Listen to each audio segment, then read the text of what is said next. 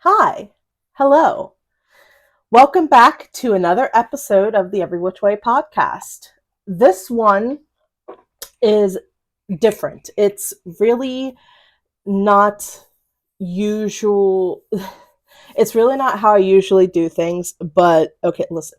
So, this is just going to be a silly, fun, dumb episode that I just talk about things. Some things may be serious depending on what my brain wants to talk about. Um, Other things may not be. So, yeah. Um, but welcome back to the podcast, to the Every Which Way podcast with me, your host, Dana. Hi, how are you? How you doing? Um, so, before I get, well, so So I have been in a weird headspace in that I have motivation to do certain things. Like, all I want to do pretty much here of late is just play video games and Magic, the Gathering. That's pretty much all I've been wanting to do. Just relax, play video games, and Magic the Gathering.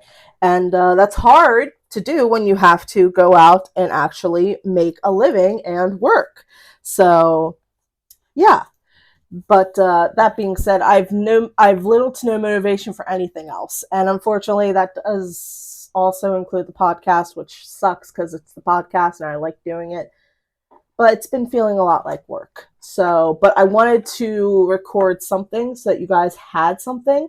So today's episode is going to be weird and hopefully it's going to be fun. At the very least, maybe you guys get a few laughs, a few chuckles. And at the very worst, you won't be interested at all. So, fair is fair, I guess. But yeah, this past week, work's been a thing, so to get some life stuff out of the way, I did have to work overtime this past week. I did Monday through Thursday, 2:30 p.m. to 1 a.m., and that was great.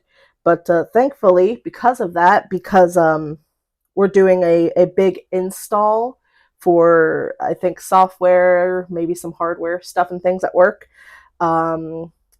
We, and by we, I mean the people out at my job on the floor. We had to do 4 10s, and then come Friday, we left at 7 so that IT and the company that we do our install and software stuff through, they could work. So hopefully that's all going well, but I doubt it. So yeah, it's been rough. Just because my actual job is not all that difficult. It really isn't. It's just the long days, and that's rough on anyone. So yeah, and we just found out that once again we are switching managers for my department, which, in case I haven't told you guys, we are basically the center of operations control. At my work, we are professional creepers. We keep an eye on every single thing that goes on in the warehouse visually, systematically. We have a lot of cameras. It's really cool. I love it. But we just were told that we're going under our director of operations, which normally wouldn't be that big of an issue. It's sad because my old manager, he was really nice and kind, and he was very supportive and helpful. While he didn't know the intricacies of our job or anything like that, he'd be willing to back us up and fight for us. But now we are under the director of operations, and he makes me a little uncomfortable. I don't want to be alone in a room with him. So yeah, and I'm not the only one. My work partner also feels the same. So it's going to be interesting. Hopefully, nothing much changes. I hope, because that would really suck. I worry about my work a lot because I am currently the breadwinner in my household, which is fine. It's not, but it is what it is. So I have to pull the most of the financial weight.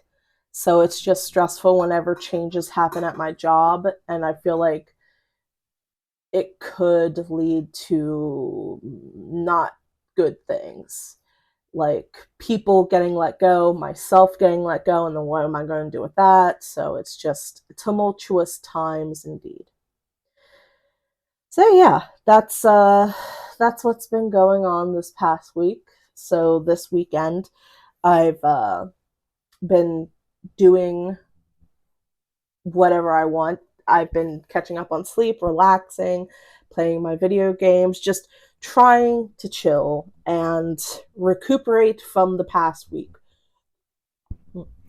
Excuse me. I currently have apple juice, and it's spiked with some apple pie moonshine, which is delicious. Highly recommend. So yeah.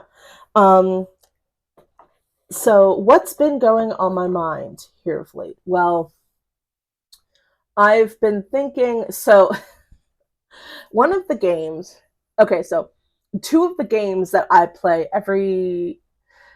almost every day, they're free to play gacha games. It's Genshin Impact and Honkai Star Rail. And they are owned by the Chinese company MiHoYo. And they are gacha games, so there's that. And I know that a lot of gacha games have a lot of criticism and a lot of not great things, and rightfully so for some of them. Like, it's just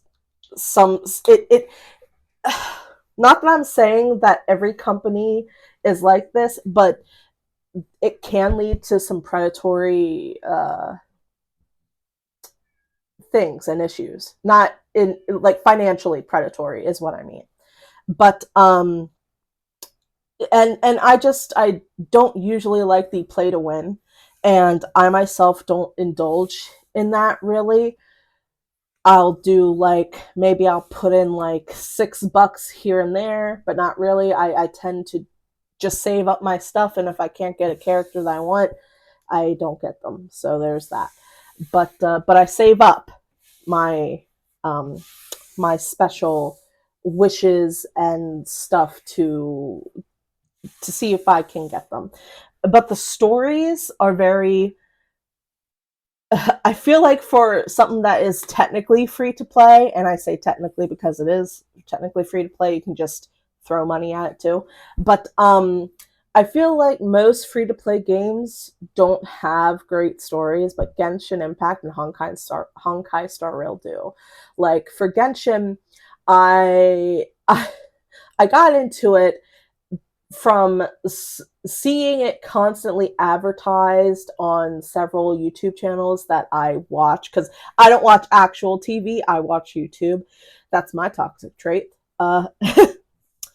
And I was like, okay, I'm tired of seeing this, and I see characters, anime characters, and they are attractive, and I like me some anime men with pecs, so I'm gonna go and check this out. And I fell in love with it. The gameplay is really fluid, the tutorials are easy to understand, and the story is great. So basically, you are playing as the main character known as the Traveler in Genshin Impact. And you come to this world of Teyvat. That's what the world is called, Teyvat.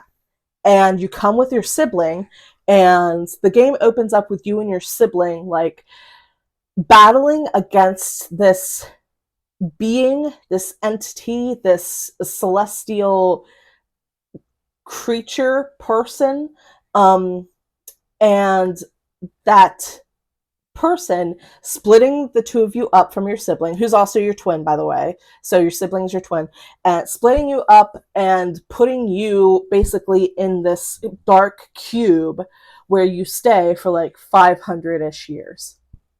Okay? And then you wake up, you are woken up by this annoying fucking sidekick character called Paimon, who is the bane of my existence. If I could mute her specifically, I would, especially when I'm fishing. But you wake up, and from the get-go, you start on the quest of finding your sibling, because they're nowhere to be found when you wake up. And the first place that you encounter is Mondstadt, which is based on a German region. And you fight this dragon who has been corrupted by forces of evil, ? Called the Abyss Order. And this dragon has been terrorizing the region of Mondstadt and Mondstadt City. And the deity of this region, which deities are called archons. So the archon of Mondstadt is Barbados, who is an archon of wind. And in game, his character is Venti, and Venti helps with this dragon because the dragon is his friend, and to rid him of the corruption and of the abyss. And that's just the prologue. And I know what I said sounded like not that much, but there's a lot of different elements, and it expands out a lot farther. Like, you meet characters.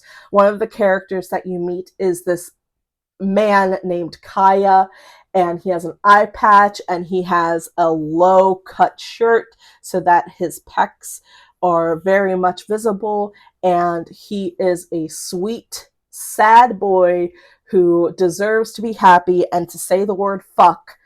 And I feel like he just gets shit on in the story a lot, but he is my baby, and I will die for him. And if anything happens to him, I will kill everyone and myself. Kaya is my precious, sweet baby boy. But he's one of the characters that you meet, and he's great. He's actually one of the free ones that you are just given right off the bat. Another one is this bow wielder named Amber. And in the Mondstadt city, she is what is called an outrider. So kind of like a fancy scout. She goes and she looks out for things. She also helps people learn how to air glide on paragliders and stuff like that. It's really cool. Her voice is a little annoying. But her character isn't, if that makes sense. But she is the free-to-play bow wielder. And then you have Mommy Lisa, who is a catalyst user. And she pretty much has a book of spells that she uses. So catalyst users, they have a object like a book or a crystal ball, something like that they use to attack and stuff like that. And she is an electric catalyst wielder, and she is a librarian, and she wears a hat, and she dresses like a witch, and she is amazing. I love Lisa. I love Lisa so much. Her voice is amazing, and she is utterly terrifying. Like, if anyone is late with their books, she hunts them down personally and is like, hello, my darling, you have a book that's overdue. You're gonna return it, right? You're gonna return it right fucking meow, right? You're gonna give it to me because it's overdue. And how dare you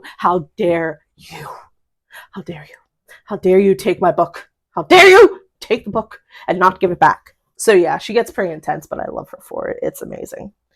And so yeah, that's the opening thing, sequence of Genshin Impact. And from there, after you resolve the main prologue story, whatever you want to call it, of Mondstadt, it opens up a ton of other areas. There's the next region, which is Liyue, which is based, I think, on China itself, and you go there on an adventure. After that, there's Inazuma, which is based on Japan, and it's a very, I enjoy it, and I understand why people would be like judgmental upon hearing it, but I think that if people who viewed free to play gacha games with the stink eye, if they just took like a couple minutes or hours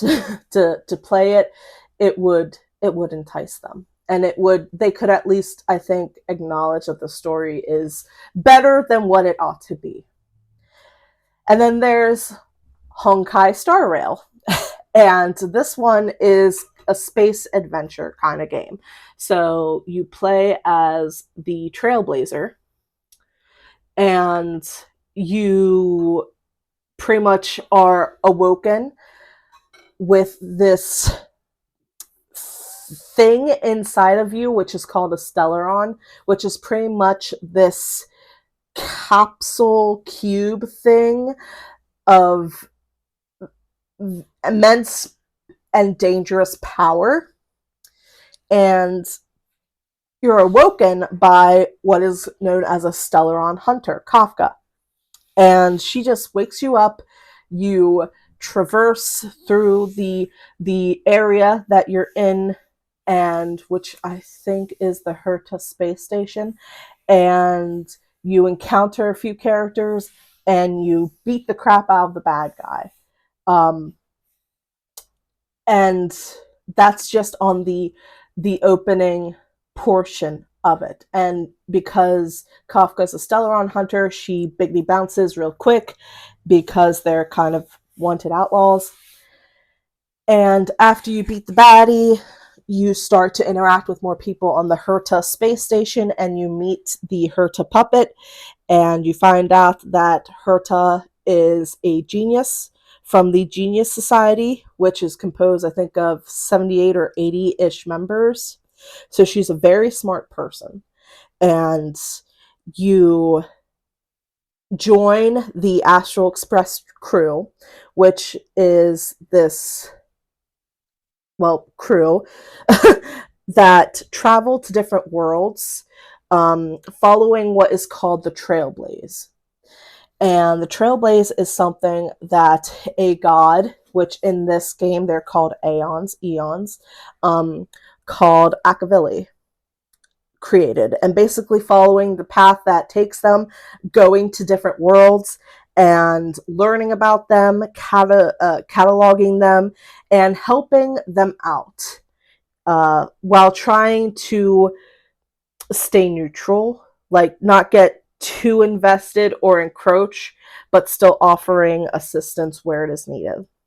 And you join this crew and you go to many different worlds.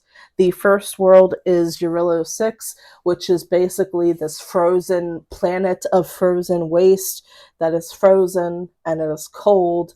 And there is one city settlement that people live in, and it's just a mess. It's a mess. You uncover conspiracy on this planet. You uncover a lot of secrets. You fight a giant robot daddy. I said what I said. A giant robot daddy, Mr. Svarog. And you encounter another video game mommy, Natalia. And she is just the sweetest person who is a healer in the game, and she's just wonderful, and I love her. And you wrap things up on that world, and then you go to another, which really isn't a world, but a giant ship called the Xianzhou Laofu, and you have to help out there. Well, you don't have to, but you do. You pretty much stop a megalomaniacal person from attempting to ascend to godhood. and it turns into quite a mess. But yeah, I know that I'm not really getting too in depth with Honkai Star Rail with the story, because a lot of it is very character.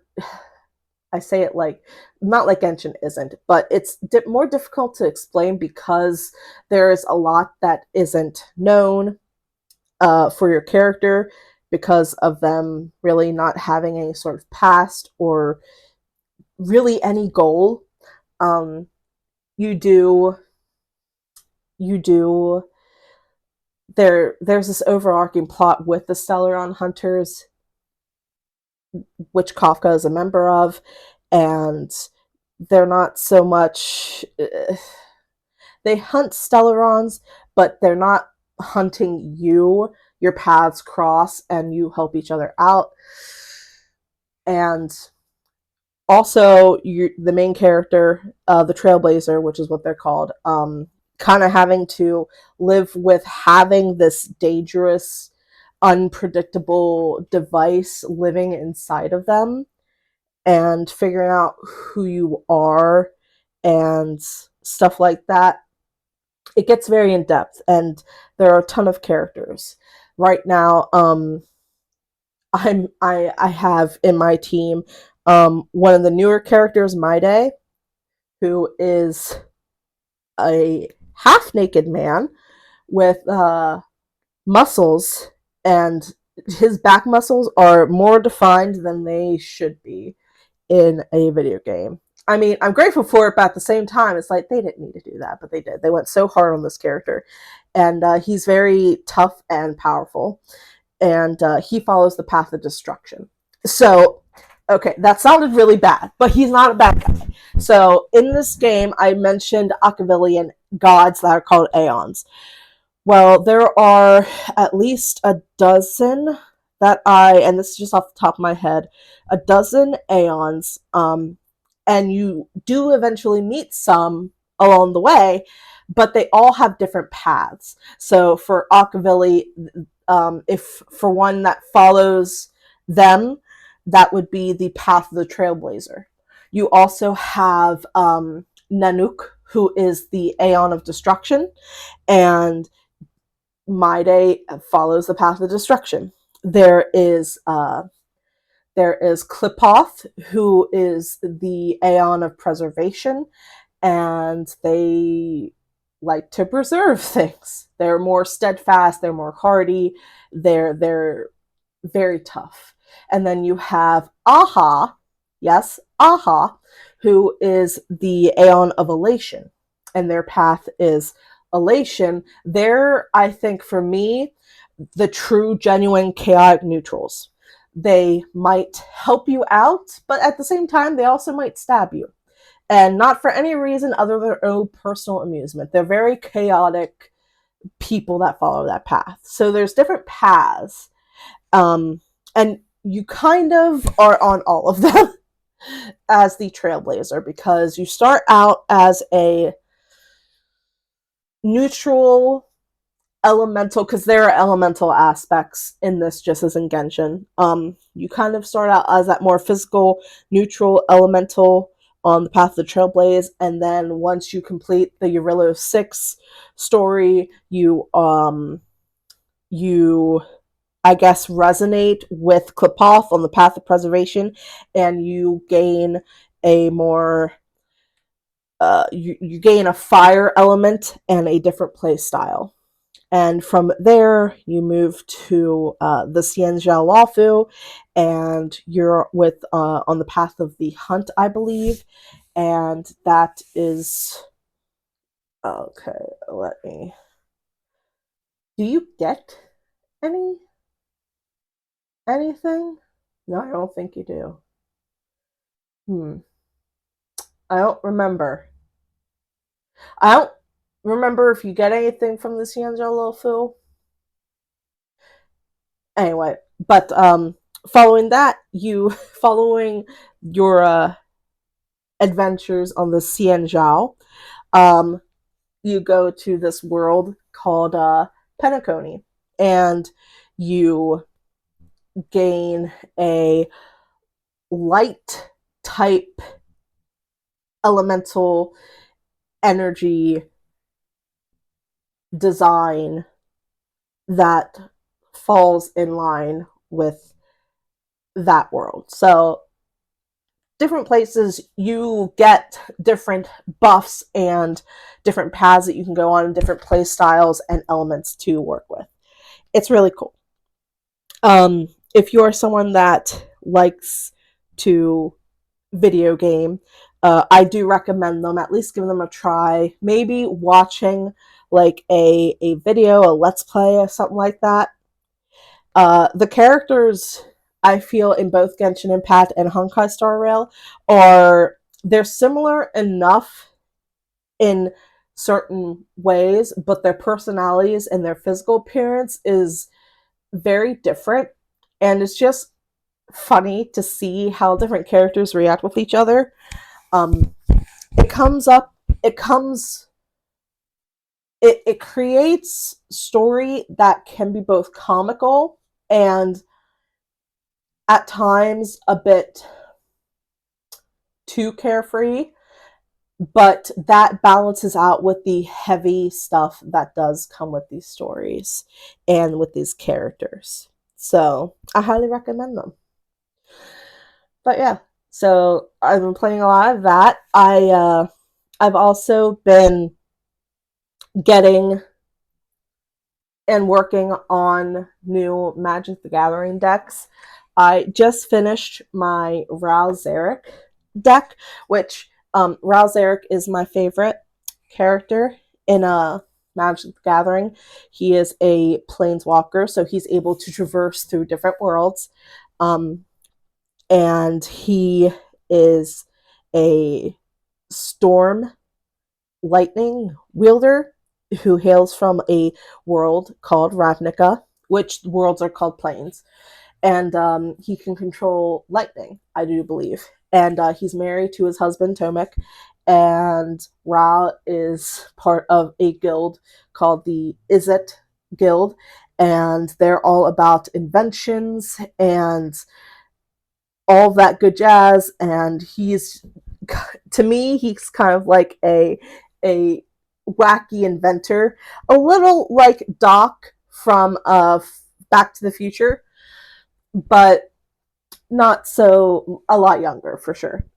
And I love him very much, and I just made a deck with him, and I think it's going to turn out good once I get used to how it plays and stuff, because I feel like you don't really know a deck until after you've played with it a couple times. But yeah. And I primarily made his deck to be like a tokens generating one, because Ral traditionally cares about card types that are called sorceries and instants, which are spells that you can play that are not permanent, so they don't stay on the battlefield, but they do have things to do and effects on the game. So sorceries, they can only be cast during a player's turn, so they're a bit slower than instants, which can be cast at any time. And when I'd said on a player's turn, I meant if you are playing and you have a sorcery, you can only cast that when it's your turn. And we'll leave it at that. There's a lot more in depth to it, but that's basically the gist of it. Sorceries you can cast during your turn, and they're slower than instants, which can happen in a split second. And but getting back to Ral, he also cares about instants, which can be cast pretty much at any time. And so traditionally, like, it seems people like to have Ral as a denial sort of guy, like playing instants and sorceries, making copies of them, making them cheaper to pretty much fuck with other players. I wanted to go the tokens route for me personally. So the spells and the effects that I have in the deck generate creature tokens, which are just basic ass bitches. They really are. So yeah, that one is made, and I'm working on another new one from the latest set, which is Tarkir Dragonstorm, Kotis, the Fang Keeper. So I'm working on him, and the way I'm going with him is he likes to deal damage to a player and cast spells from that player's library that equals to the amount of damage that he did to them. And to pretty much he's a equipment and auras deck. So stuff that lets him do damage, get through to do damage, so that I can play other people's stuff. So yeah, that's gonna be pretty good, I think, once I get it. I am a Magic player that I do enjoy using the high, powerful, cool spells, but I also like to use things that you wouldn't think would work, but they do in a very specific context, and I like to do that. So the equipment that I've been picking for Kotis, there are some strong like cards that you would naturally think of for an equipment deck, but then there are some that are like, I never would have expected that. So it's going to be fun either way. And we're back! Sorry about that. I had to pause. One of my toxic traits is that I like to pick at the skin around my fingers and pick at it until it starts to bleed and hurt, because it's easier to deal with than my anxiety. So, trigger warning for people that know that also have my issues. But yeah, so Magic and video gaming, and just trying to chill and not push myself to do things that I don't really want to do. And if I'm being quite frank, I don't really want to focus or worry on the podcast right now. And that's not to say it's going away and that I won't still do it, but I just kind of, I guess, need a break, you know? If that makes anything. But if that makes any sense. And I hope it does. Because I'm not gonna lie, my moonshine is kicking in. So I think I'm gonna wrap this up because of that. Thank you for, if you made it this far. I don't know if you guys heard that, but my cats are making a ton of noise outside the door. Where was I? Thank you. If you've listened up until that point, which why would you? I don't know. But if you have, thank you. I appreciate that. I really do. The podcast's not going away. Okay? If you're worried about that, but just be patient, cuz I'm trying, and I am, but life be hard, you know, and sometimes you just want to rest instead of do things. But yeah, thank you for joining me today. And I know that this episode is really, really weird, but well, I'm weird. So in case you didn't know, I'm a weirdo. So I hope you guys have a wonderful day, a great day. You know what? The best day. No, the day that you deserve. You know, have the day that you deserve. Have the week that you deserve. Have the best week. Have a most magnificent week. And I'll see you guys in the next episode of the Every Which Way podcast. Okay, bye.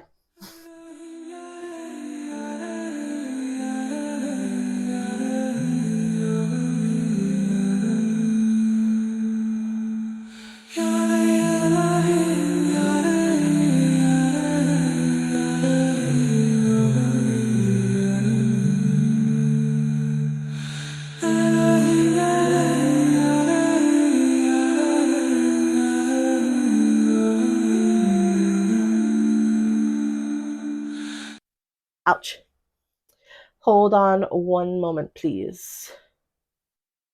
I forgot how delicious and refreshing apple juice is. It's been quite a while since I've had it.